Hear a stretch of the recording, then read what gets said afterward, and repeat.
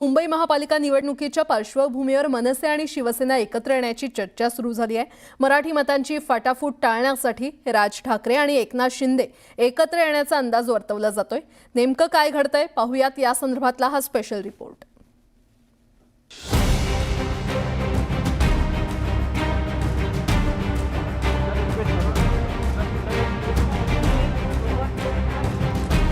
उपमुख्यमंत्री एकनाथ शिंदेंनी मनसे अध्यक्ष राज ठाकरेंची त्यांच्या निवासस्थानी भेट घेतली।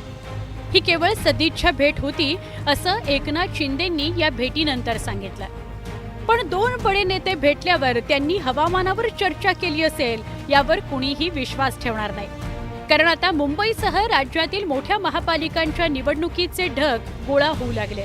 सगळ्याच राजकीय पक्षांकरता मुंबई महापालिकेची निवडणूक महत्त्वाची आहे, कारण मुंबईत मराठी आणि अमराठी मतं अशी सरळ विभागणी आहे।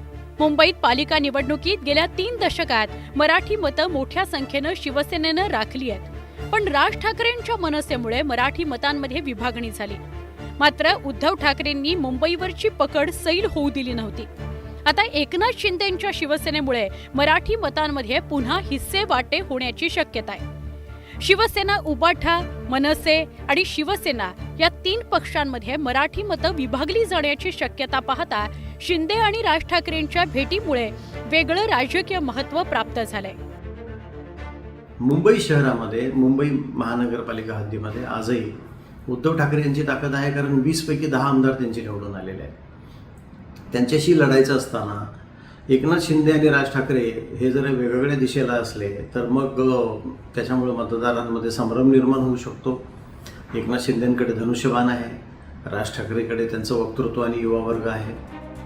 मुंबई महापालिकेची 2017 मध्ये शिवसेना आणि भाजपनं स्वबळावर निवडणूक लढवली होती।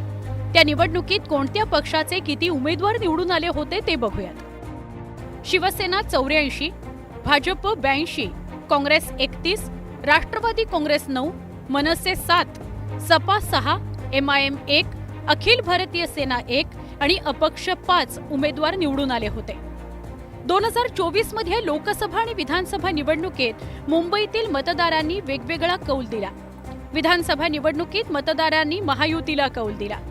भाजप 15, शिवसेना 6, NCP 1, शिवसेना उबाठा 10, काँग्रेस 3 आणि समाजवादी पार्टीचा 1 उमेदवार निवडून आला होता। तर लोकसभा निवडणुकीत मुंबईतल्या मतदारांनी महाविकास आघाडीवर विश्वास दर्शवला होता। शिवसेना उबाठाचे 3 तर काँग्रेसचा 1 उमेदवार निवडून आला होता। भाजप आणि शिवसेनेचा प्रत्येकी 1 उमेदवार विजयी झाला होता।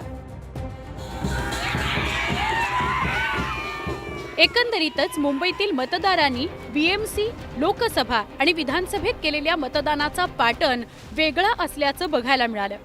त्यामुळे आगामी महापालिका निवडणुकीत मतदार कोणत्या मुद्द्यावर मतदान करणार याची कुणालाच खात्री नाही। त्यामुळे मराठी मतांचं विभाजन टाळण्याकरता राज ठाकरेंना सोबत घेण्याचा महायुतीचा प्रयत्न तर नाही ना, अशी चर्चा राजकीय वर्तुळात रंगतेय।